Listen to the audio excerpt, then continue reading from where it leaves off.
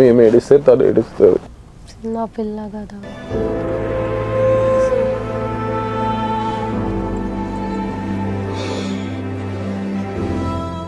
ఇది మెడిసిన్ తో తగ్గిపోయే ప్రాబ్లం కాదు.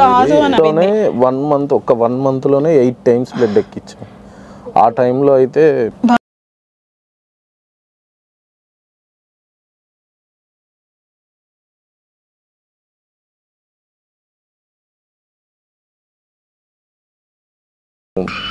మేము పాపను ఇక్కడ ఆయన ఇచ్చేసి మేము చనిపోదాం వరకు.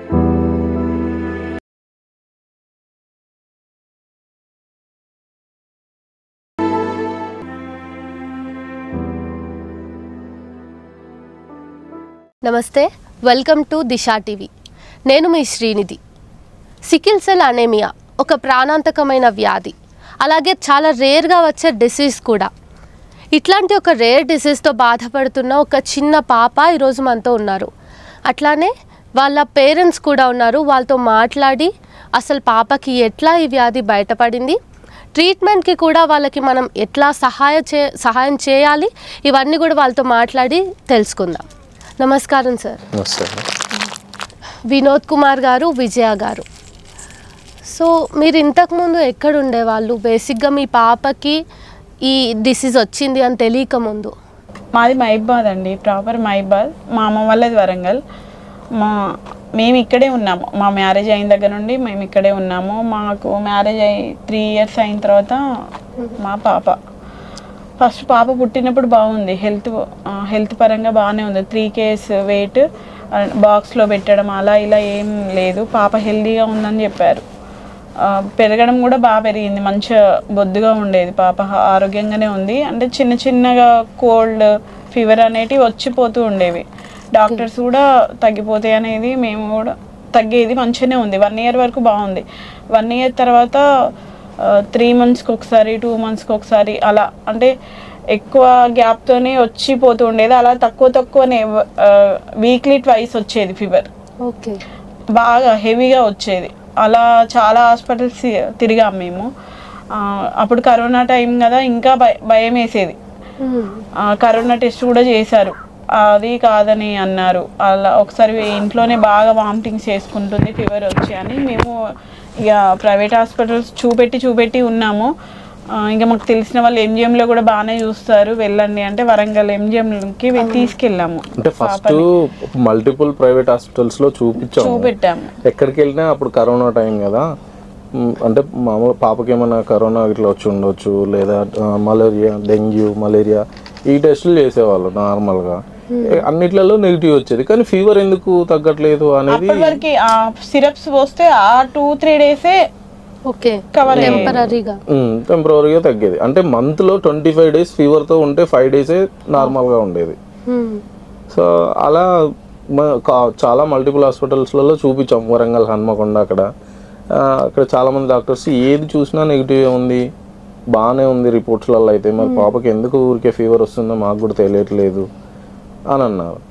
సరే, ఇంకా అప్పటికి ఏం చేసాం, నెక్స్ట్ టైం మళ్ళీ ఇలాగే ఫీవర్ వస్తే అప్పటికి ఇంకా చాలా ఫైనాన్షియల్గా కూడా చాలా ఖర్చు అవుతుంది అని చెప్పేసి, ఇప్పుడు ఎంజిఎంలో కూడా పర్లేదు, చాలా బాగా చూస్తున్నారు, చిల్డ్రన్స్ అంతా ఇప్పుడు టీఆర్ఎస్ గవర్నమెంట్ వచ్చిన దగ్గర నుంచి బాగుంది, అది ఇది అని అన్నారు.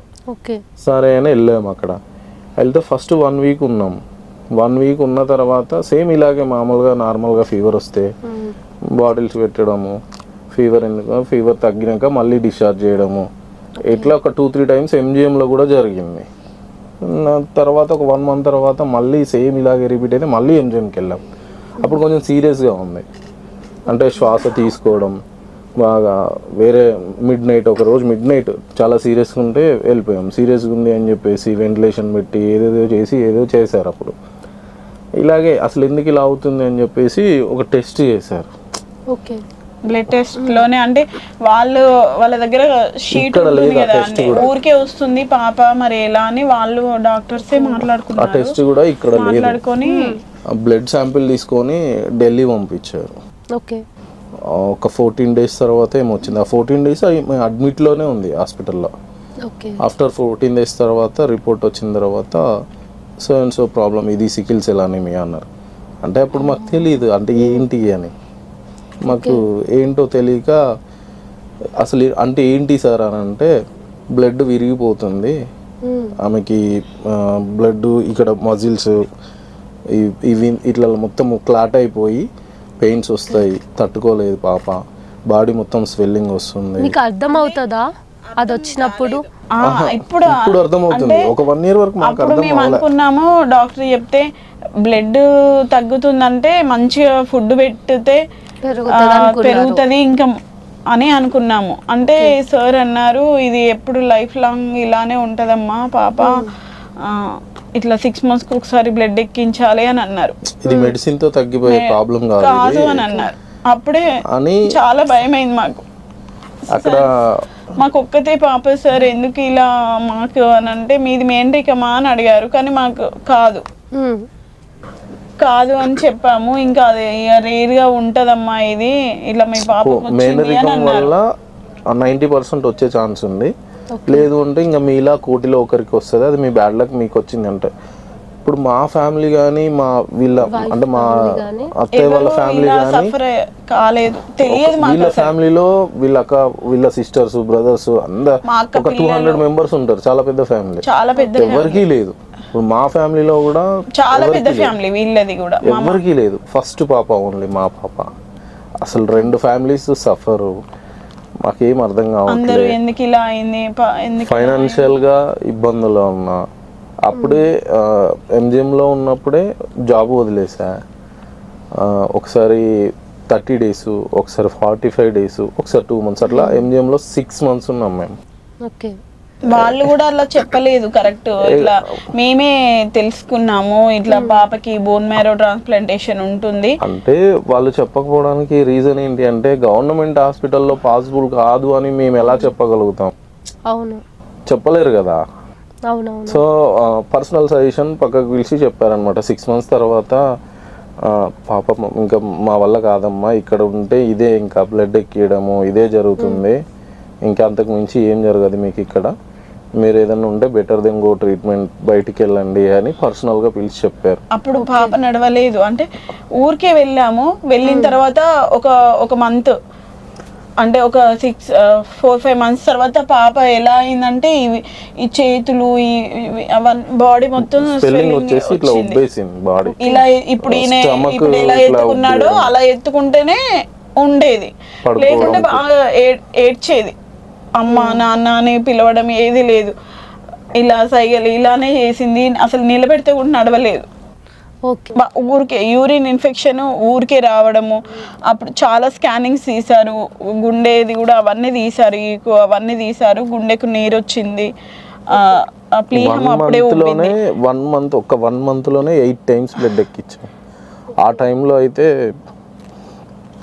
బాగా సీరియస్ ఉంది. అయితే ఇలా అయితే ఏదో తెలియట్లేదు, ఏదో వస్తుంది, క్యాన్సర్ వస్తుంది. ఒకవేళ అంటే 9 months కంటే ఎక్కువ బ్రతకపోవచ్చు, అది కూడా వస్తే అని అన్నారు. ఇప్పుడు పాప ఏజ్ 3.5 years ఉంటుంది. సో మీకు పాప 1 year ఉన్నప్పటి నుంచి కూడా ఇట్లానే ఉంది కదా? 1 year తర్వాతనే ఇదన్నీ ప్రాబ్లమ్స్. మరి పాపకి ఇంత పెయిన్కి సొల్యూషన్ ఏమై ఉంటుంది? అంటే ఇప్పుడు ప్రస్తుతానికి ఒకటే ప్రాబ్లం కాదు, మేము ఏడిస్తే తను ఏడుస్తుంది. చిన్న పిల్లగా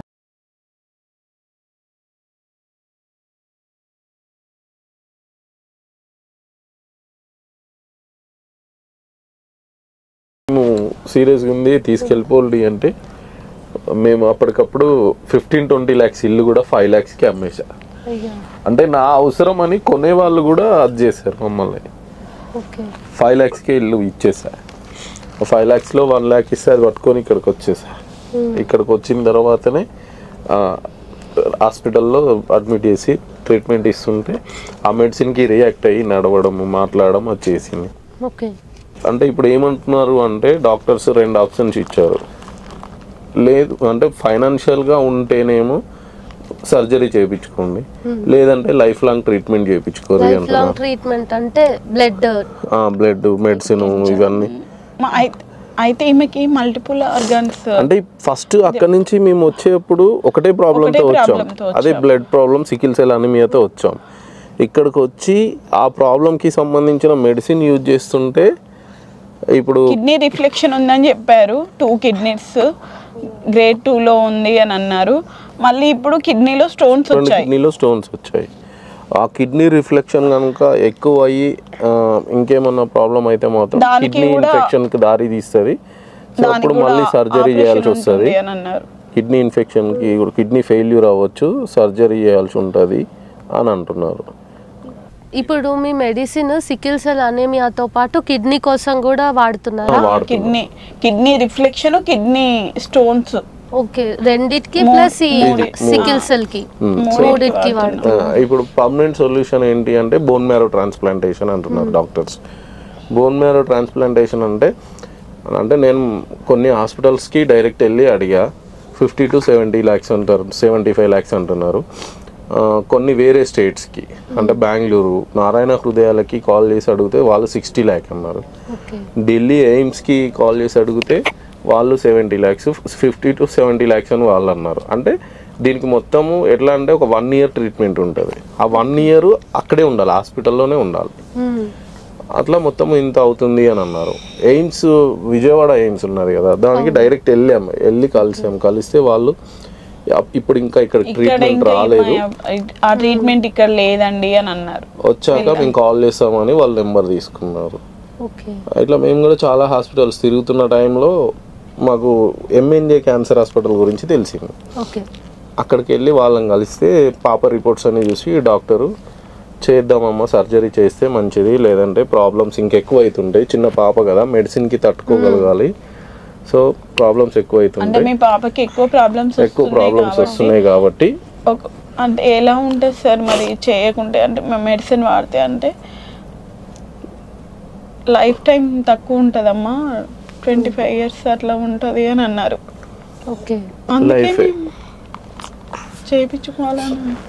చేయించుకోవడానికి మేము ట్రై చేస్తాం. సర్జరీ అయితే బెస్ట్ ఆప్షన్ ఉంది. అయితే వాళ్ళేమో 20-25 lakhsలో సర్జరీ అయిపోతుంది అంటే విత్ ఆరోగ్యశ్రీ. అదే ఆరోగ్యశ్రీ బయట హాస్పిటల్స్లో ఈ డిసీజ్కి ఈమెకు పని చేయదు అంటున్నారు, వాళ్ళేమో మేము చేస్తామంటున్నారు. సో 20-25 lakhsలో అయిపోతుంది. అందులో జర్మనీ నుంచి ఈమెకి ఒక ఎక్విప్మెంట్ తెప్పియాలి సర్జరీకి, అది వచ్చేసి 13 lakhs ఏమో ఉంది. ప్లస్ టెస్ట్లు ఎక్సెట్రా, మెడిసిన్ అంటే 6 months to 1 year అందులో ఉండాలి కదా మెడిసిన్. ఎవ్రీడే టెస్ట్ చేయాలి, అంటే ఆపరేషన్కి ముందు, ఆపరేషన్ తర్వాత, ఇట్లా మొత్తం కలిపి ఒక 20-25 lakhs అది అవుతుంది. ప్లస్ మెయిన్ అసలు సర్జరీ చేయాలి అంటే ఫస్ట్ మాది మ్యాచ్ అవ్వాలి, ఈమెకి బోన్ మ్యారో అనేది మాది మ్యాచ్ అవ్వాలి. లేదా సిబ్లింగ్స్ ఉంటే సిబ్లింగ్స్ అయితే 100% మ్యాచ్ అవుతుంది, అంటే ఒక బ్రదరో సిస్టరో ఉంటే మ్యాచ్ అవుతుంది. సో మాకు ఎవరు లేరు, ఈమెొక్కతే, మాది 50% మ్యాచ్ అవుతుంది. సో మేము విత్ డోనర్తో వెళ్ళాలి. ఆ డోనర్ ఎంత అడుగుతారు ఏంటి అనేది తెలియదు. సో అప్రాక్సిమేట్లీ మేము ఒక 40, అంటే వేరే వాళ్ళు కూడా చెప్పారు మాకు అయ్యింది ఒక 40 lakhs వరకు అయింది అని. అంటే వేరే వాళ్ళ దగ్గర డోనర్ ఒక 16 lakhs ఏమో తీసుకున్నాడంట.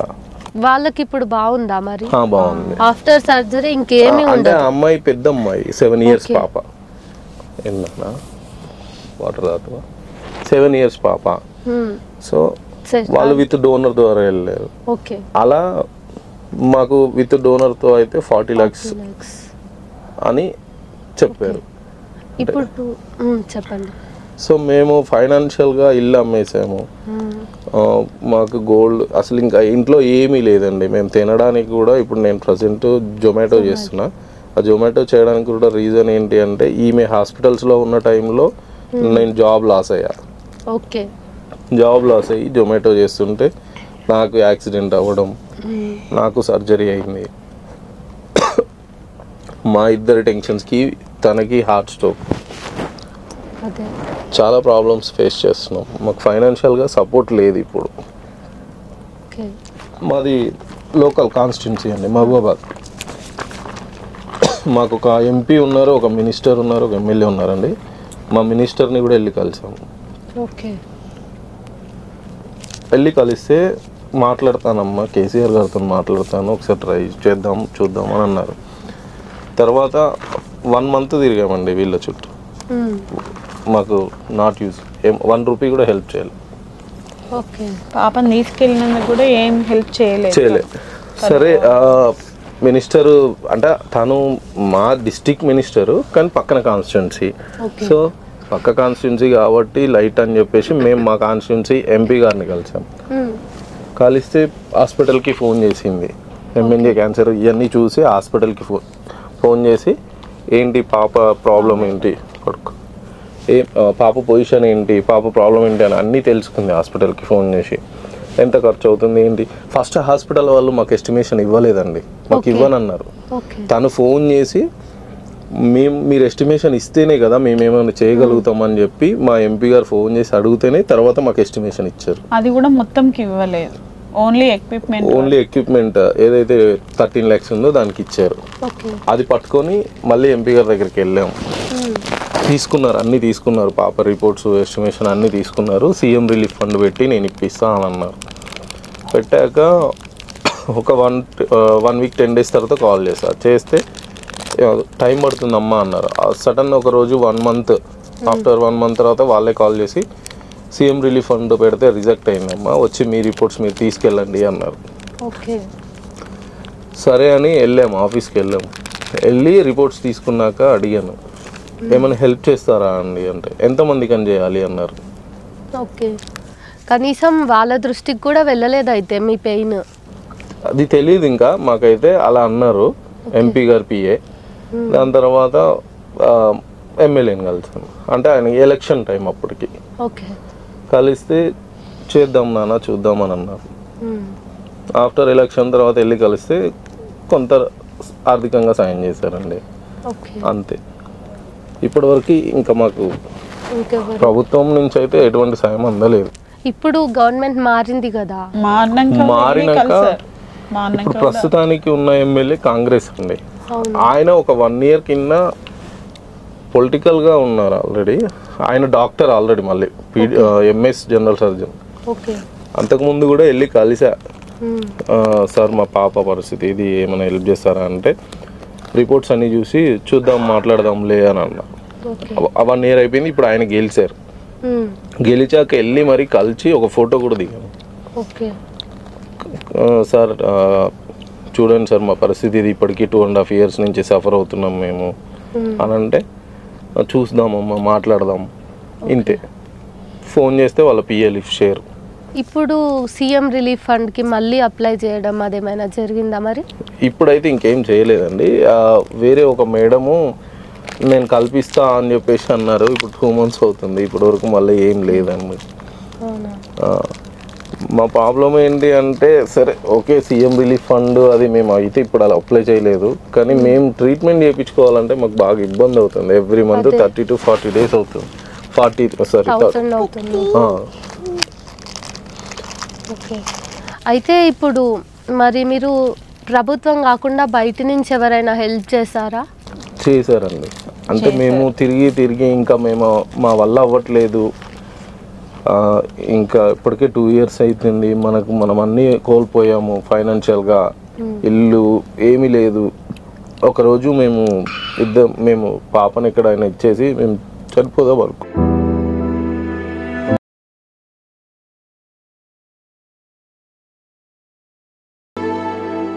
అనుకొని యూట్యూబ్ సెర్చ్ చేస్తుంటే దగడ్ సాయన్న బోయినపల్లిలో ఉంటాడు, ఆయన గురించి తెలిసింది. వెళ్ళి ఇదే టైం ఈవినింగ్ టైంలో అట్లా వెళ్ళి కలిసాను అన్నాను. కలిస్తే ఒక 24 hours టైం ఇవ్వండి బ్రదర్, నేను మీకు ఖచ్చితంగా ఏదో ఒకటి హెల్ప్ చేస్తా అన్నారు.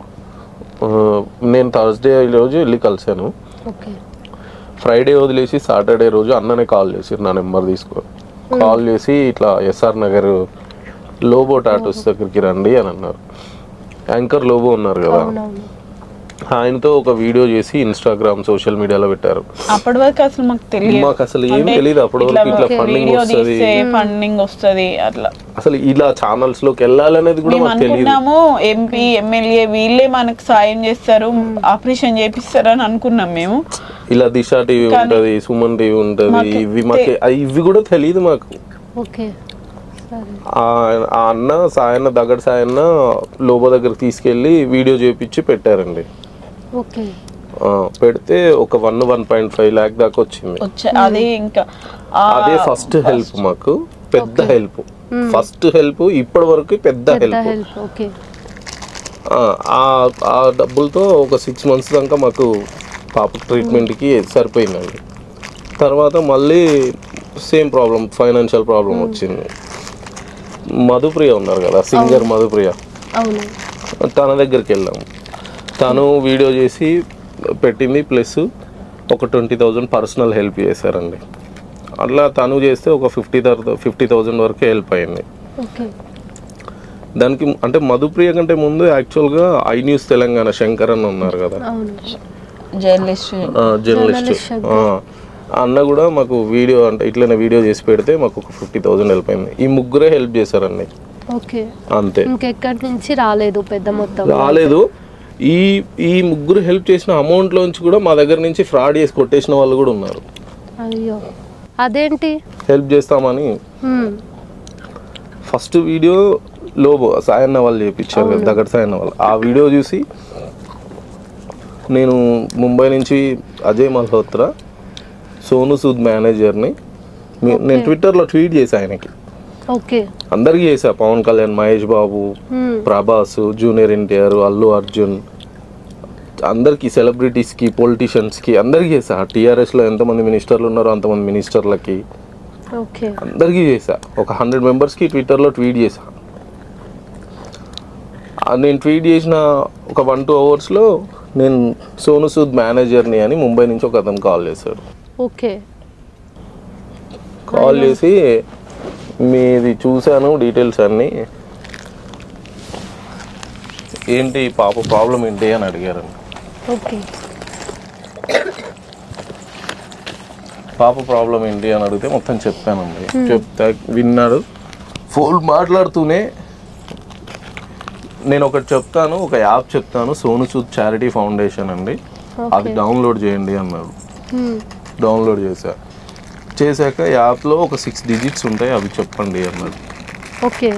చెప్పేసా. నా ఫోన్ మొత్తం హ్యాక్ చేసేసాడు, డబ్బులు అన్నీ పోయినాయి. అంటే మేము సోను సూద్ నిజంగానే కావచ్చు నమ్మాము. అంటే మేము ఆ పరిస్థితిలో ఉన్నాం కదా, అందరూ చేస్తున్నారు కదా అనే ఉద్దేశంతోనే ఉన్నాం మేము. అట్లా మోసపోయారు. మాట్లాడుతూనే ఫోను మొత్తం హ్యాక్ చేసేసి ఓటీపీస్ మాత్రమే నాకు వచ్చాయి, కానీ ఆ ఓటీపీస్ కూడా అతనే మొత్తం అది చేసేసాడు. అది ఒక అమౌంట్ పోయింది, అట్లా పోయింది. దాని తర్వాత ఒక అతను, నేను హర్ష సాయి వాళ్ళ మేనేజర్ని అని చెప్పి చేశాడు. యూట్యూబర్ హర్ష సాయి ఉన్నారు కదా, వాళ్ళ మేనేజర్ని అని చెప్పి ఫస్ట్ చాటింగ్ చేశారు. చాటింగ్ చేస్తూ మొత్తం డీటెయిల్స్ అడిగితే పాప అన్ని డీటెయిల్స్ పెట్టానండి. పెట్టాక సరే మీకు సార్ ఒక 5 lakhs హెల్ప్ చేస్తారంట, మార్నింగ్ ఎర్లీ మార్నింగ్, అంటే ఈ టైంకి బ్యాంక్ క్లోజ్ అయిపోయింది ఇప్పుడు, రేపు మార్నింగ్ నేను కాల్ చేస్తా, సారు మీకు 5 lakhs హెల్ప్ చేస్తారంట, దీనికి కొంత ఖర్చు అవుతుంది, రేపు మార్నింగ్ చెప్తా ఎంత ఖర్చు అవుతుందో, మీరు అమౌంట్ అయితే కొంచెం రెడీ చేసి పెట్టుకోండి అన్నారు. నాకు ఫస్టే అనిపించింది అమౌంట్ ఖర్చు అవుతుందంటే ఫ్రాడ్ అనుకున్నాను. సరే అని అప్పుడు పట్టించుకోలేదు. మళ్ళీ మార్నింగ్ కాల్ చేశాడు డైరెక్ట్. కాల్ చేసి ఇప్పుడు 8 అవుతుంది టైము, మీకు 10 o'clock 10:30 వరకు మీకు 5 lakhs పడిపోతాయి మీ అకౌంట్లో, మీరు యూట్యూబ్ రిజిస్ట్రేషన్ ఫీజు అవి కట్టుకోవాలి అన్నారు. అంటే నాకు తెలియదు మరి, మాకు యూట్యూబ్ రిజిస్ట్రేషన్ ఉంటుందేమో, ఎంత కట్టారు ఉంటుందేమో అని మాకు అప్పుడు తెలియదు కదా మరి. ఎంత అవుతుంది అని అడిగాను. అంటే 17,000 అన్నాడు. అంటే నా దగ్గర లేవు సార్ అంతా అని అన్నాను. నా దగ్గర అంత లేవు, మరి మాకు తెలియదు కదా అండి, మరి యూట్యూబ్ రిజిస్ట్రేషన్ కూడా ఉంటుందని మాకు తెలియదు అని చెప్పేసి అన్నా. అంటే లేదండి ఉంటుంది, ఇలా ప్రాసెస్ ఉంటుంది, అది చేస్తేనే మీకు అమౌంట్ పడుతుంది అని చెప్పేసి అంటే, మరి మా దగ్గర అంత అమౌంట్ లేదు సార్, మాకు వద్దులేండి హెల్ప్ అని చెప్పేసి కాల్ కట్ చేశా. కాల్ కట్ చేశాక మెసేజ్ చేశాడు, ఒకసారి ఆలోచించుకోండి, ఇంకా 1-2 hours టైం ఉంది కదా, ఎవరైనా అడగండి అమౌంట్, మీ ఫ్రెండ్స్ ఎవరైనా రిలేటివ్స్ని అడగండి, ఆలోచించండి అన్నాడు. లేదండి నేను ఇప్పుడు ఎవరిని అడిగే పరిస్థితులలో లేను, నాకు వద్దండి అని చెప్పా. అని చెప్పాక సరే మీ ఇష్టం అని అన్నాడు.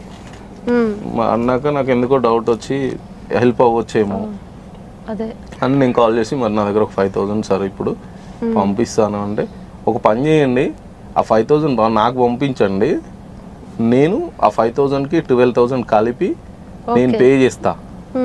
నేను పే చేశాక మీకు అమౌంట్ పడుతుంది కదా, 10:30 వరకు పడిపోతుంది, మీకు అమౌంట్ పడగానే నా 12 నాకు పంపించండి అన్నారు. కొంచెం హోప్ అనిపించింది. ఓకే, నేను పంపించేసా. పంపించేసా. అయ్యో, ఆ తర్వాత వాళ్ళు పంపించేశాక 10:30 తర్వాత నేను కాల్ చేస్తే అసలు ఆ ఫోనే పని చేయట్లే, ఆ నెంబరే పని చేయట్లే. అయ్యో, అంత ఘోరంగా చేస్తున్నారు మోసం. అది పోయింది అమౌంట్. ఇంకా చాలా మంది చేశారండి, చాలా ప్రూఫ్స్ ఉన్నాయి నా దగ్గర. అంటే ఇంకా ఈ రెండే విషయాల దగ్గర మనీ పోగొట్టుకున్నాం, కానీ చాలా మంది ట్రై చేశారు నన్ను, కానీ ఇంకా అర్థమైపోయింది. చాలా మంది ట్రై చేశారు మా దగ్గర తీసుకోవడానికి అమౌంట్. ఓకే, మరి ఇప్పుడు మీరు ఏం చేద్దాం అనుకుంటున్నారు? చేసేది ఫినాన్షియల్ గాని కాదు, కానీ పాపకి ఇప్పుడు టెంపరీగా చేయాలన్నా మీకు ఒక ఎస్టిమేటెడ్ డబ్బులు కావాలి, పర్మనెంట్ సొల్యూషన్ అయినా డబ్బులు కావాలి. కానీ టెంపరీ కాకుండా పర్మనెంట్ గా చేయిస్తే సేవ్ అవుతుంది కదా. పాప అయితే పూర్తిగా కోలుకుంటది కాబట్టి ఇప్పుడు మనకు ఆ డబ్బులు కావాలి. ఎంత లేదన్నా 40 to 50 కావాలి. ఓకే, మరి ఇట్లా యాప్స్ ఉంటాయి కదా, యాప్స్ లో ఏమైనా ట్రై చేస్తారా? చేసాము, మిలాప్ యాప్ లో చేసాము, 2,000 వచ్చింది. ఇంకేమైనా ఇంపాక్ట్ గురులో ఇప్పుడు ప్రెజెంట్ ఉంది. ఓకే, అందులో 3,000 నేనే వేసా. అయ్యో, ఇప్పుడు అది పెట్టి కూడా 3 months అవుతుంది. షేర్ చేయమన్నారు, ఫేస్బుక్ లో పెట్టా, వాట్సాప్ గ్రూప్ లో పెట్టా, నాకున్న కాంటాక్ట్స్ లో పెట్టా, ఎక్కడి నుంచి రావట్లేదు.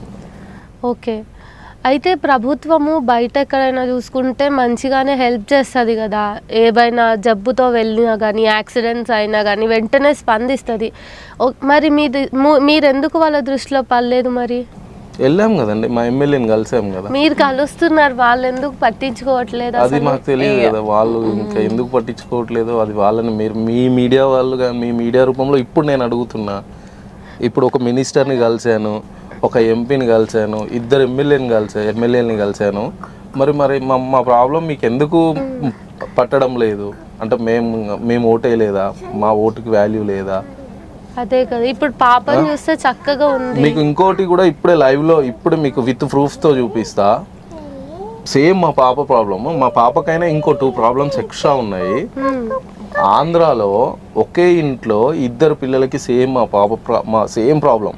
ఓకే, 2 పిల్లలకు వస్తే వైఎస్ జగన్ గారు ఆంధ్ర సీఎం, ఆయన దేవుడు అండి. మాకైతే చేయలేదు, కానీ ఆయన ఎవరికి చేసినా పిల్లలకు చేశాడు కాబట్టి ఆయన దేవుడు నా దృష్టిలో. ఎందుకంటే ఒకవేళ మా పాపకి చేసినా కూడా దేవుడే. వాళ్ళకి 32 లక్షలు ఇచ్చారు, 2 పిల్లలకి 32 lakhs చెక్ రాసి ఇచ్చేసారండి. కనీసము ఆ డబ్బులతో ఫస్ట్ వాళ్ళు ట్రీట్మెంట్ చైర్మన్ తీసుకెళ్లారు. ఇప్పుడు మేము పెద్ద వాళ్ళం కలిసాము. అక్కడికైనా ఆయన ఒక జెడ్పీ చైర్మన్, ఒక జెడ్పీ సంథింగ్, ఒక మండల స్థాయి నాయకుడు తీసుకెళ్లి కల్పించారు. రెస్పాండ్ అయ్యి 32 lakhs ఇచ్చారు. మేము ఒక్కొక్క దగ్గరికి మేము నెలలు తరబడి తిరిగామండి, మినిస్టర్ దగ్గరికి, ఎంపీ దగ్గరికి, ఎమ్మెల్యేల దగ్గరికి.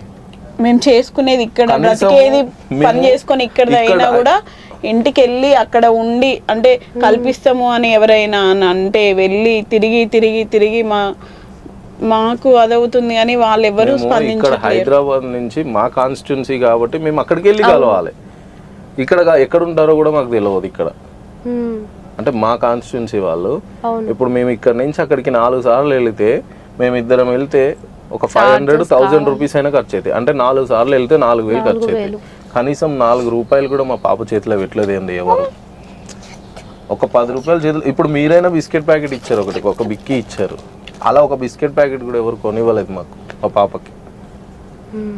గంటల తరబడి మేము కేటీఆర్ గారు వస్తున్నారు అని మమ్మల్ని తొరూరు పిలిస్తే పొద్దున 11:30 నుంచి ఈవినింగ్ 5:30 వరకు మెయిన్ రోడ్డు పైన కూర్చొని పాప ఆకలిస్తుందంటే ఏం చేయలేని పరిస్థితి మాది.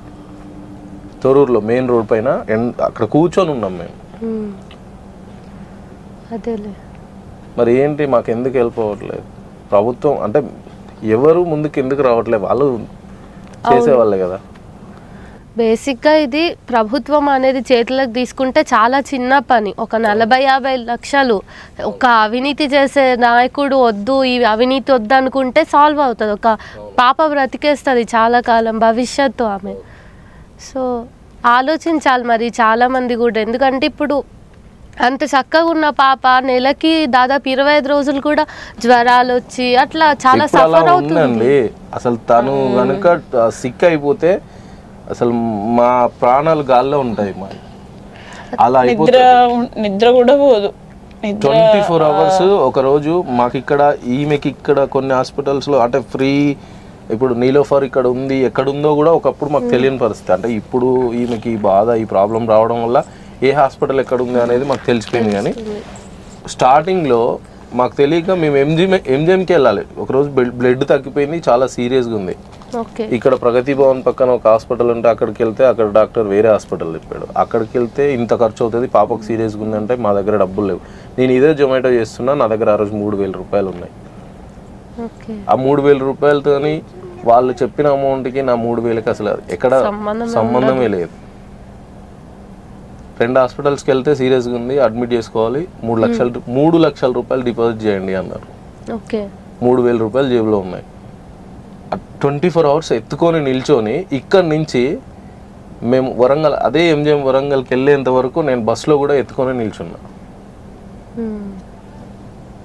మా దగ్గర ఫైనాన్షియల్గా లేదు ఫస్ట్. అండ్ ఇంకోటి, పోనీ మాకు హెల్ప్ చేయడానికి మా ఫ్యామిలీస్లో అయినా ఎవరైనా బాగున్నారంటే మా ఫ్యామిలీస్ కూడా అంతే, వాళ్ళు చైతన్యనంతా చేశారు మేడం. ఇచ్చారు. మీరున్నారు, ఒక బ్రదర్ గాను, ఒక సిస్టర్, వాళ్ళు చైతన్యనంత వరకు వాళ్ళు ఇచ్చారు. అలా మాకు పాప బాగా సీరియస్ ఉన్నప్పుడు ఇచ్చారు. 5000, 10,000 అందరూ సాయం చేశారు. కానీ నెలకి ఇంత అయ్యేసరికి వాళ్ళు ఉన్న వాళ్ళు కాదు, ఎవరు ఉన్నవాళ్ళు కాదు, అందరూ మేము. మరి ఇప్పుడు మీరు పాపకి నెలకి ఇంత అవుతుంది కదా, ఇప్పుడు హాస్పిటల్కి వెళ్ళిన ప్రతిసారి మీకు ఎంతో కొంత ఖర్చు అయితే వస్తుంది, అవన్నీ ఎట్లా భరిస్తున్నారు? ఇప్పుడు 4 months అవుతుందండి. మేము నవంబర్లోనో అక్టోబర్లోనో నా బైక్ తాకట్టు పెట్టి ట్రీట్మెంట్ చేయించానండి.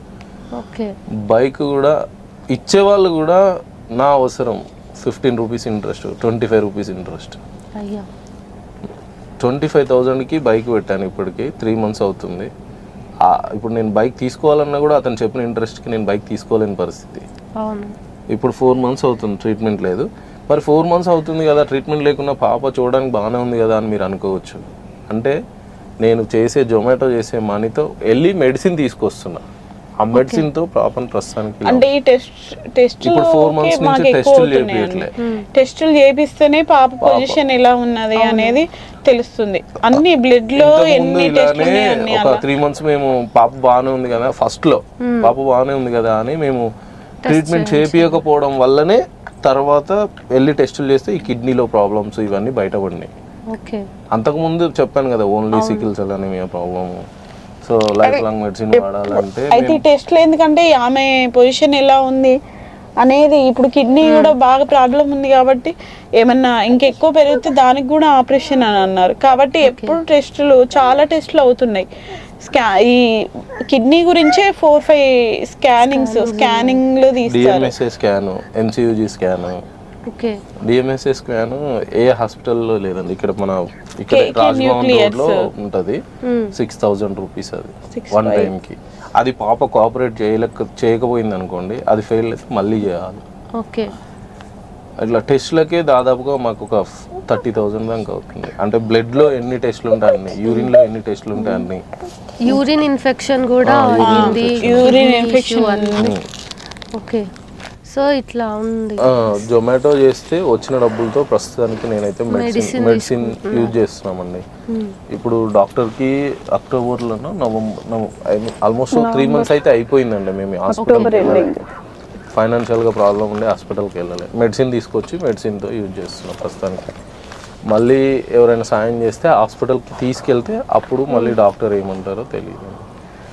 సరే, మనమైతే చూద్దామండి, చేసేది చేద్దాము, అన్ని చోట్లలో చెప్పుకుందాం. అండ్ పర్సనల్గా నేను కూడా రిక్వెస్ట్ చేస్తున్నా, పాపకి నిజంగా బాగాలేదు అండ్ ఇది ఫ్రాడ్ కాదు, ఏది కాదు, జెన్యున్గా వాళ్ళు పాపను చూపించి మరీ అడుగుతున్నారు.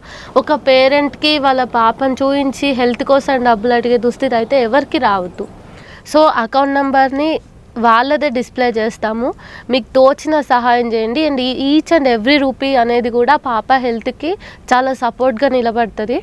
సో నేను కూడా అడుగుతున్నాం, మీ అందరినీ రిక్వెస్ట్ చేస్తున్నాము, పాపకి హెల్ప్ అవ్వండి ప్లీజ్ అండి, దయచేసి మాకు సాయం చేసి మా పాప ప్రాణాలు నిలబెడతారని మనస్ఫూర్తిగా కోరుకుంటున్నాం. సో ఇట్లా ఉంది కదా, మరి ఖచ్చితంగా పాపకి సహాయం చేయండి. అదే కాకుండా నేను ప్రతి ప్రజాప్రతినిధిని కూడా ప్రత్యేకంగా అడుగుతున్నా, వాళ్ళ కాన్స్టిట్యుయెన్సీ అని వాళ్ళే చేయాలని కూడా కాదు, మీరు తలుచుకుంటే ఎంతసేపు ఒక పాపకి హెల్ప్ చేయడం కొంచెం దృష్టి పెట్టండి. ఎందుకంటే వాళ్ళకి ఎటువంటి పరిస్థితిలో కూడా డబ్బులు పెట్టి పర్మనెంట్ సొల్యూషన్ ఇచ్చే అవకాశం లేదు. పాపకి చాలా భవిష్యత్తుని ఇవ్వాల్సిన బాధ్యత మనందరికీ ఉంది. కాబట్టి మీరు బీయింగ్ యాజ్ అ పొలిటీషియన్ వీళ్ళకి ఏదైనా హెల్ప్ చేయండి. మీరు ఒక హాస్పిటల్తో మాట్లాడి వాళ్ళని కొలాబ్ చేసి పని అవగొడతారో, మీరు స్వయంగా డబ్బులే ఇస్తారో అది మీ ఇష్టం. కానీ మీరు ఈ రెస్పాన్సిబిలిటీని తీసుకుంటే ఒక కుటుంబాన్ని నిలబెట్టిన వాళ్ళు అవుతారు. మళ్ళీ కలుద్దాం. నమస్కారం.